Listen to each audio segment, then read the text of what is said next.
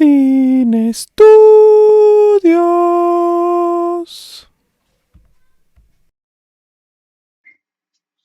Buenos días, buenas tardes, buenas noches a la hora que usted nos escuche. Este es un episodio más de Sin Estudios y no sé si se va a escuchar más raro. Bueno, sí se va a escuchar raro porque mi micrófono dijo me voy a morir y se murió. No sé qué pasó, pero ya no funciona. Hice lo que todo técnico tiene que hacer, es conectar y desconectarlo hasta que funcione. Obviamente no funcionó.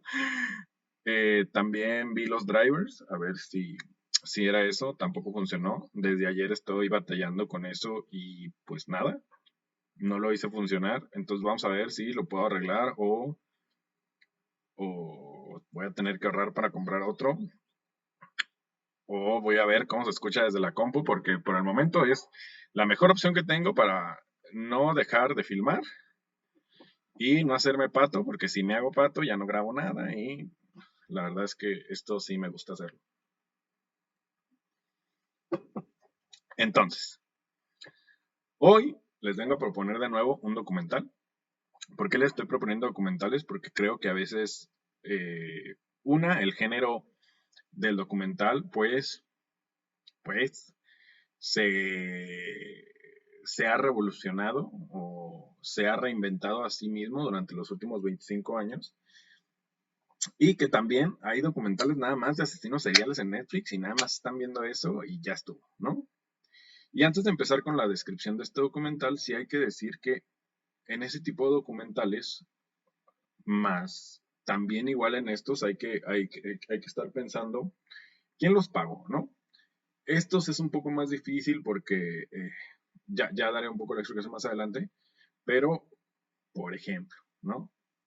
Si ustedes van a ver un documental acerca de un asesino serial, no, más bien les voy a dar el ejemplo de The Vow.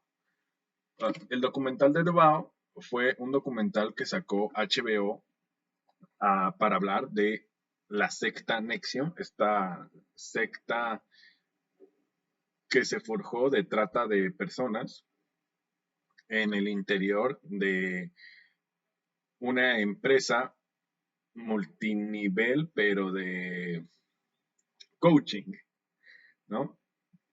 Este documental fue pagado por tres personas que al parecer, o no al parecer lo voy a decir para que no, también pueden ser culpables de lo que están señalando. Pero esto no lo sabemos porque como ellos están pagando el documental y como ellos lo están realizando, pues están dejando ver como, entre comillas, los héroes de la historia.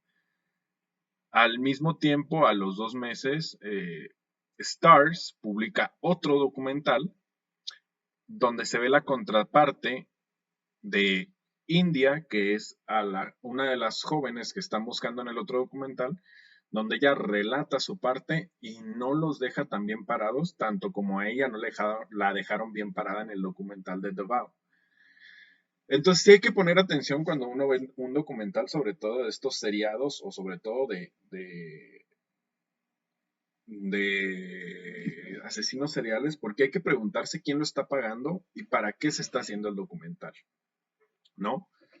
Una vez dicho esto, entonces, ¿por qué creo que estos dos documentales no responden mucho a lo que les acabo de decir? Y es que tanto el documental de Collective, que les recomendé la vez pasada, como este de La Libertad del Diablo, siento yo que nos dan una propuesta muchísimo más abierta, ¿no? Como lo dije la vez pasada en el de Collective, no solo se marca quiénes son los implicados, a lo mejor quiénes son algunos de las personas culpables, pero también nos marca que tenemos nosotros culpa como votantes, como personas civiles, como personas que residen en un país, de que lo que pase con las decisiones públicas y políticas nos, nos atañe a todos.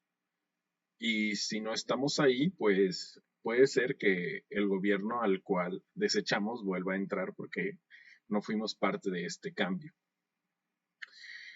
Ah, dando este paréntesis por terminado, ¿qué es lo que quiero que vean yo en el documental de La Libertad del Diablo? Primeramente, este documental es realizado por Everardo González. Everardo González es probablemente el mejor documentalista de la generación. Es un documentalista mexicano. Una,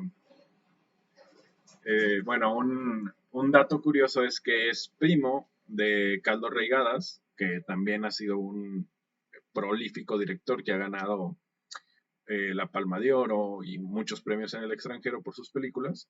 Y él fue el que convenció a Gerardo González a meterse al Centro de Capacitación Cinematográfica del CCC de la Ciudad de México, diciéndole, él le decía, no, es que yo no quiero, le enseñó un cortometraje, porque son primos, Everardo se lo mostró a Carlos y le dijo, Carlos le dijo, hey, ¿por qué no te metes al CCC y te conviertes en director?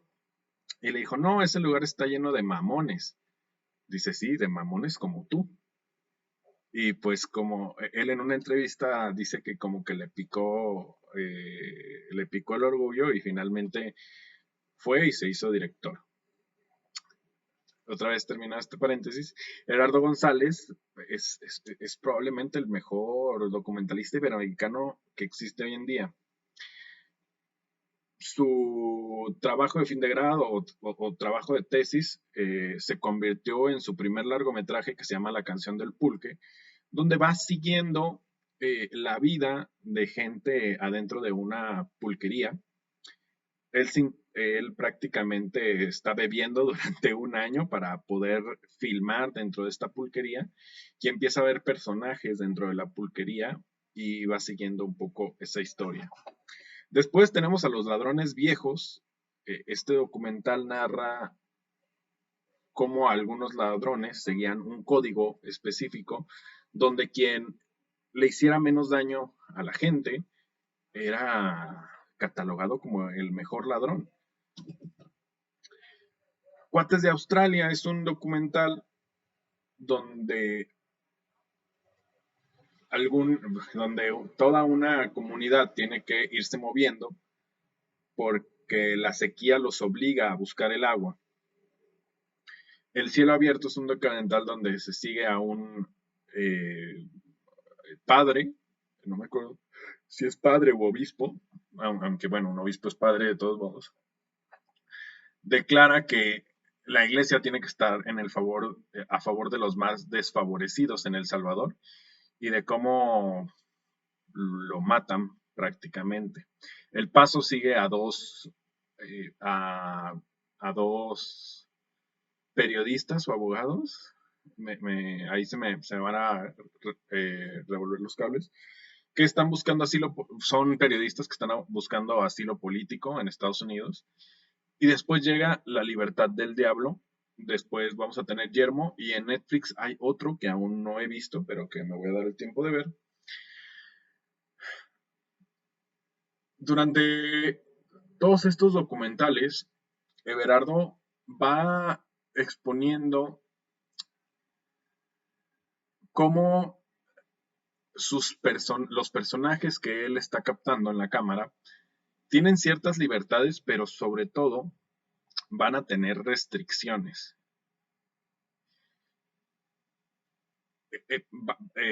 Tomando el ejemplo de los ladrones viejos, es su código de hacerle el menos daño a la gente lo que los mueve, ¿no? No es solo también de decir, le voy a robar a este, le voy a robar a aquel, sino cómo le hago para robar haciendo el menor daño posible. Y aunque ellos tienen libertad de decisión sobre lo que van a hacer, este código los rige.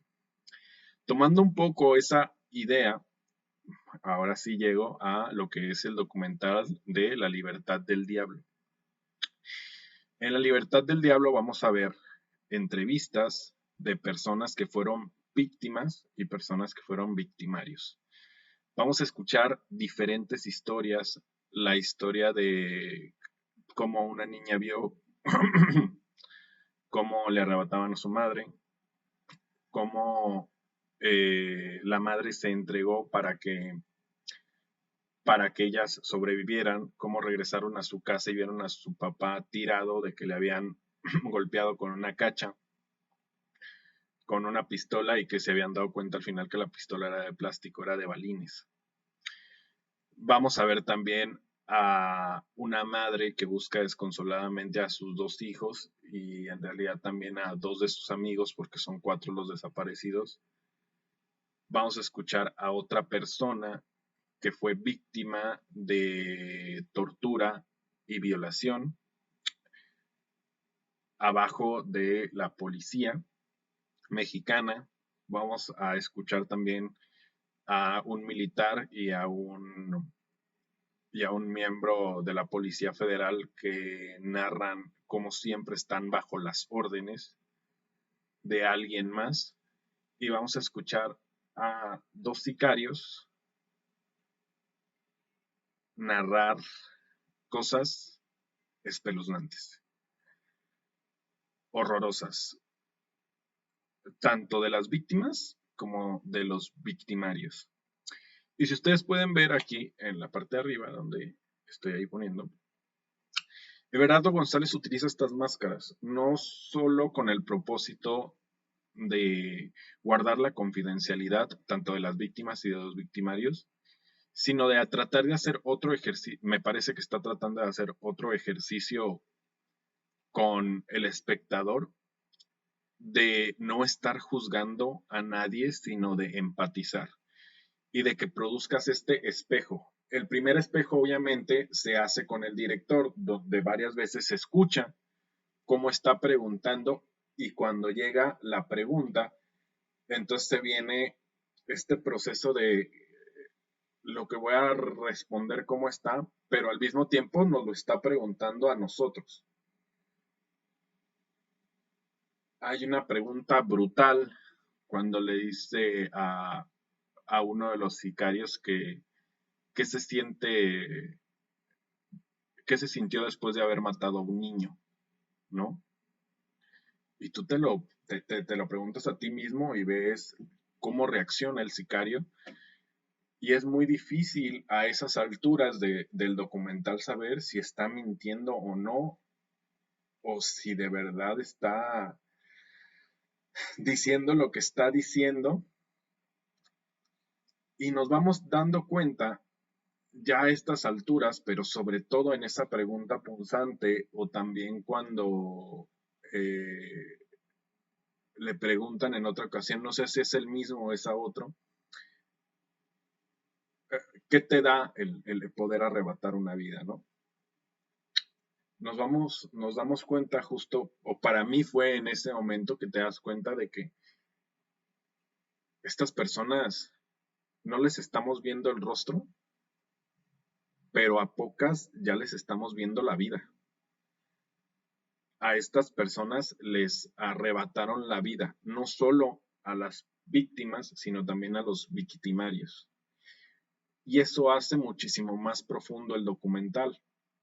En algunas entrevistas decían que de alguna manera este documental estaba del lado de los sicarios, de querer humanizarlos, y me parece que no es así. Y me parece que de cierto modo estas personas no les ha permitido moverse el mismo código que vemos en los ladrones viejos. Y no estoy hablando de hacerle del código exactamente que lo rige, sino de Fernando Solórzano lo dice muy bien en su reseña de esta película, de cómo hay redes invisibles que no los dejan mover, ¿no? Todos hemos tenido historias donde, por ejemplo, ahora que hay muchas víctimas de violación que están saliendo a dar sus declaraciones de cómo las revictimizan en el Ministerio Público, nos hace ver también que el sistema te pone un stop. Y ese stop no solo funciona con las víctimas, sino que del otro del otro lado también en los victimarios, cuando una y otra vez te dicen, es que yo solo estoy siguiendo órdenes, les dicen tanto el soldado como el policía federal, pero al mismo tiempo estás escuchando al sicario y te dice, pues es que yo solo sigo órdenes y si no es a ellos, va, o sea, no lo dicen de esa manera, pero te dan a entender que si no cometen lo que se les instruye, si no hacen lo que se les instruye, los siguientes son ellos. Y del otro lado, del lado de las víctimas, este poder invisible o más bien visible que se tienen las autoridades de no procede tu denuncia, no puedes hacer tu denuncia, denuncias y no pasa nada, dices quiénes fueron y no pasa nada.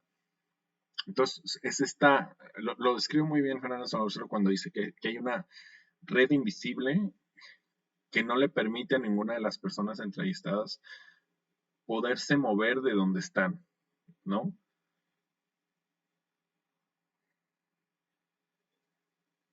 Voy a hacer una pausa para que puedan dilucidar de lo que estoy hablando y regreso a las máscaras. Cuando tú le estás poniendo al espectador este espejo, vas a ver solo los ojos, la boca, y para poderte transmitir, Everardo González, el director, escogió que tuvieran porosidad para que tuvieras como la lágrima, como el moco, como incluso de repente podemos ver hasta el sudor de la narración de lo que está pasando. Eso hace ver que del otro lado hay alguien que está sintiendo una emoción, alguien que está sintiendo un, pues que simplemente está sintiendo todo lo que nos está narrando. Y eso me parece súper importante en un documental tan brutal donde no te pueden enseñar el rostro de absolutamente nadie y que, como repito, creo que no se debe de enseñar, pero que también funciona como un ejercicio de espejo para preguntarte a ti mismo lo que estás escuchando que le pregunta el director a los personajes. Funciona también la historia o lo difícil de cómo hacerlo es, imagínense que ustedes están filmando todas estas entrevistas, pero muchas veces Everardo González no tiene una línea conductora, sino que deja que los personajes vayan hablándole de lo que ellos quieren. Y cuando pregunta, no les está moviendo su discurso, sino que más bien lo está profundizando. Y ustedes están viendo esta serie de entrevistas que parece que no tienen ninguna conexión y cuando él forja la pregunta, entonces podemos relacionar, por ejemplo, uno de los casos donde una madre ve cómo subieron a sus hijos a una patrulla específica y que va a denunciar y que no le hacen caso y después cuando tenemos a otro personaje que le dicen que lo subieron a él sin ningún motivo a una patrulla, te das cuenta de cómo va hilando. Pero lo imponente es que no hila de manera en que vaya punzando la historia, sino que deja que los personajes se desenvuelvan y solo profundiza en ella. Y eso es brutal porque prácticamente todos los documentalistas lo que van acechando o lo que van bifurcando la historia es a lo que ellos quieren. Y Everardo lo hace de manera completamente distinta, lo que haga el proceso de editar muchísimo más complejo, porque entonces yo me encuentro con muchísimas entrevistas, pero voy a ver dónde las puedo hilar. Eso es un punto que hay que remarcar de este documental que es espectacular. Finalmente tenemos lo visual. Nunca nos dicen en dónde estamos parados, quiénes son, etcétera, etcétera, para que nosotros pensemos que estamos en que podemos estar en cualquier lugar. Obvio sabemos que bajo este contexto estamos en México, pero para pasar como a veces de una entrevista a otra o dar un poco de aire a las entrevistas, podemos ver diferentes escenas y la que me parece que enmarca muy bien lo que te quiere dar el documental es la escena de un cuerpo en una bolsa negra en medio del bosque, donde nadie lo ve, donde nadie lo escucha, donde nadie lo siente y donde vemos solo bruma y silencio, porque así se sienten, creo, todos los personajes. Como ya lo dije anteriormente, que me parece que todos estos personajes les han arrebatado la vida y a veces hasta en diferentes ocasiones. Y también creo que parte de esta idea, y voy a hacer aquí un link hacia las tres muertes el documental de las tres muertes de Marisela Escobedo. Si ustedes han visto también ese documental, se van a dar cuenta de cómo le arrebatan a la señora tres veces la vida.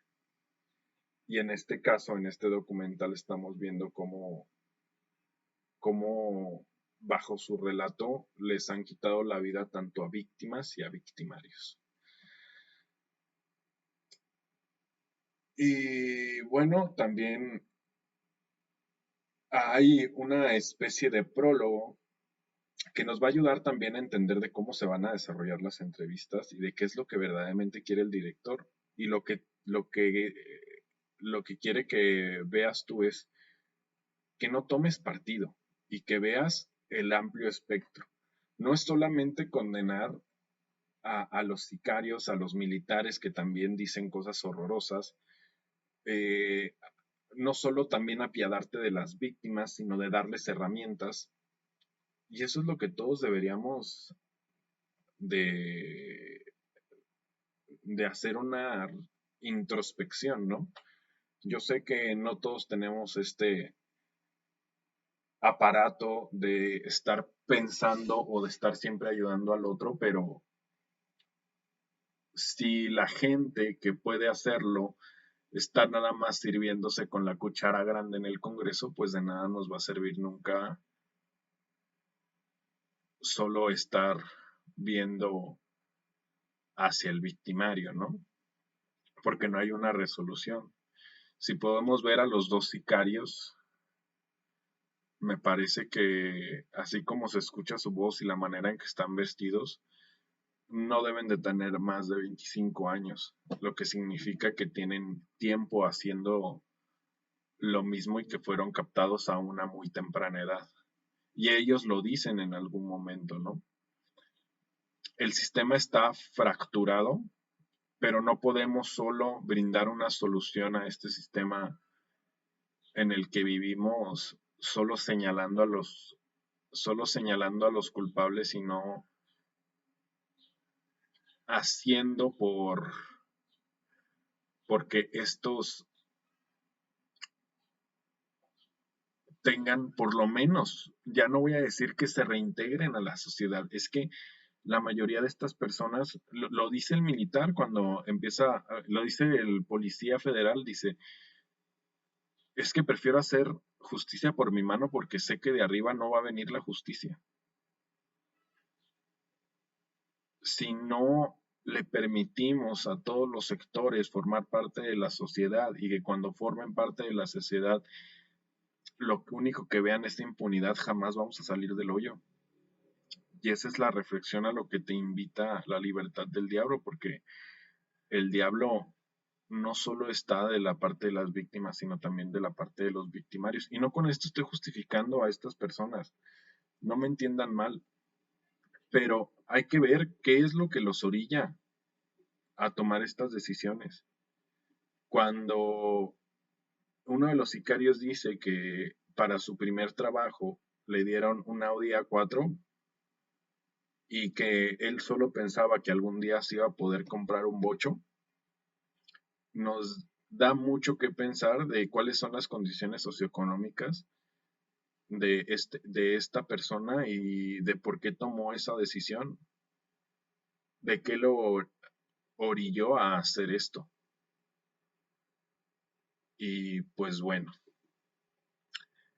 lo otro que también quería rescatar es que,